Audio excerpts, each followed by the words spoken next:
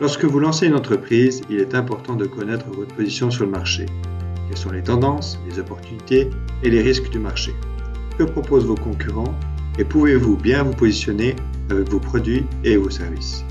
Pour répondre à ces questions, nous vous recommandons d'effectuer une analyse des concurrents et une analyse SWOT. Commencez par l'analyse de vos concurrents.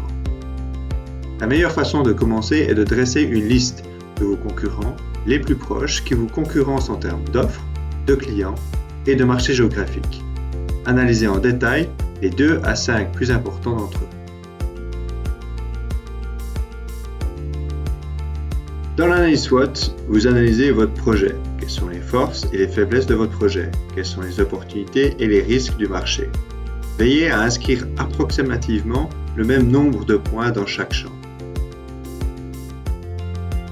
Lorsque vous avez terminé de formuler les conclusions de votre analyse, si vous faites des analyses détaillées, vous pouvez les ajouter à l'annexe.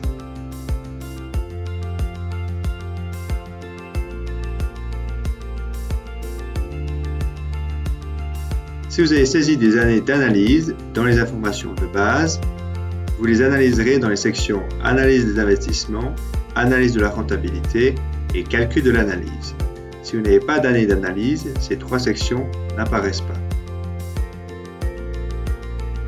Dans la section Analyse des investissements, vous saisissez tous les actifs à caractère d'investissement que vous avez acquis dans la création de l'entreprise. Cliquez sur Joindre pièces pour saisir une acquisition ou un investissement saisi pour le modifier. Veillez à saisir tous les prix en milliers.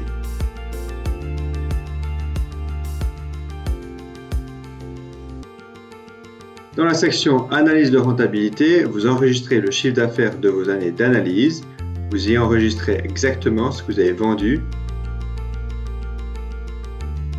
en quelle quantité et à quel prix. Vos actifs et votre chiffre d'affaires apparaissent maintenant dans le calcul de l'analyse. Complétez le calcul de l'analyse dans le compte de résultats avec d'autres dépenses telles que les frais de marketing et les dépenses personnelles. N'oubliez pas de mettre un point devant les dépenses.